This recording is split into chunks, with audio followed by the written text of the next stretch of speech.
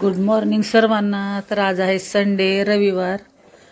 तर आहे संडेचं स्पेशल. आज जे आहे आणलेलं आहे मस्त मटण, आणि आज करणार आहे मटणाची रेसिपी तुमच्यासोबत शेअर. तर मस्त उकडायला टाकलेलं होतं, फ्रेश आहे ते, एकदम ताजी आहे भाजी, आणि मस्त उकडायला टाकलेली आहे. आता त्याला काय काय साहित्य लागणार आहे ते दाखवते. काय म्हणली?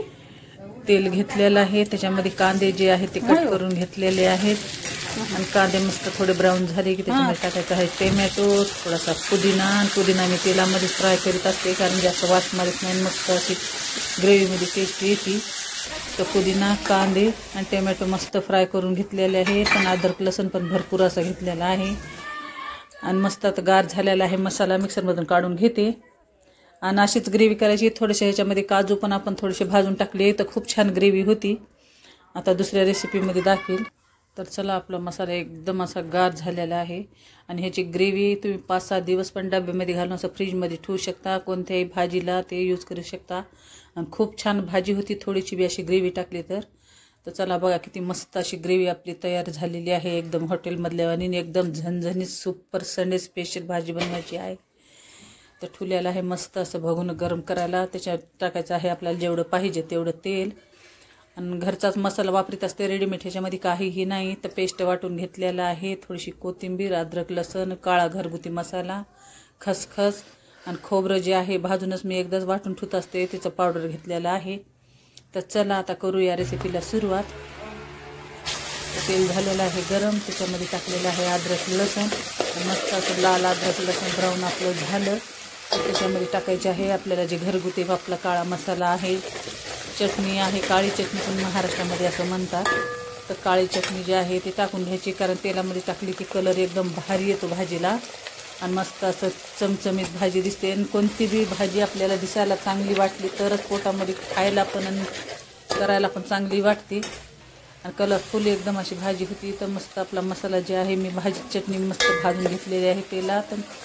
ग्रेव्ही जे आहे करून ठेवलेली तेलामध्ये मस्त फ्राय करायची आहे थोडीशी, आणि पुन्हा त्याच्यामध्ये टाकायचं आहे आपल्याला खोबऱ्याचं पेस्ट केलेलं आहे आपण, आणि खसखस, हे दोन्ही पण त्याच्यामध्ये टाकून द्यायचं. आणि मसाला मस्त बारीक गॅस थोडासा शिजू द्यायचा आहे, कारण मसाल्याचं जे तेल आहे ते एकदम भाजीमध्ये सगळं अर्क उतरला तर भाजीची चव जी आहे एकदम अशी डबल होते. तर चला, आता टाकलेली आहे मस्त उकड जी भाजी आहे, आणि थोडीशी फ्राय करायची आहे अशीच. पुन्हा चला, आपल्याला ह्याच्यामध्ये गरम पाणी टाकायचं आहे. तर ठेवूया आता झाकून, आणि 5 मिनिटं झालेली आहेत. आता मी भाजी काढून घेतलेली आहे, तर आता गरम पाणी त्याच्यामध्ये टाकणार आहे. जेवढं आपल्याला पाणी पाहिजे तेवढं टाकायचं.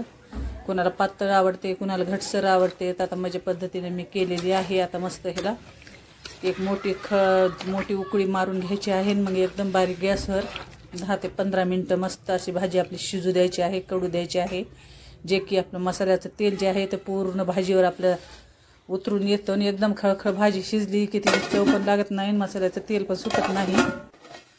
तर बघा किती छान अशी बारीक गॅसवर शिजलेली आहे भाजी, आणि एक नंबर अशी काळा घरगुती मसाल्याची भाजी झालेली आहे संडे स्पेशल. आणि कशी वाटली काय नाही कमेंटमध्ये नक्की सांगा, आणि एकदम झणझणीत सुपर भाजी झालेली आहे. तर सर्वजण या मग सगळेजण संडेचं जेवायला. आणि कशी वाटली रेसिपी काय नाही कमेंटमध्ये नक्की सांगा. आवडलं तर लाईक, शेअर आणि सबस्क्राईब माय चॅनल. तर बघा मस्त सुपर झालेली आहे भाजी, आणि तुम्ही पण नक्की ट्राय करा. आणि कशी वाटली रेसिपी कमेंटमध्ये नक्की सांगितलं तर माणसाला कसं कळतं की आपल्या हातानं कसं झालं आहे काय नाही ते. तर मस्त झालं आहे संडे स्पेशल बेत. तर या मग जेवायला. घेतलेला आहे ताट वाढून.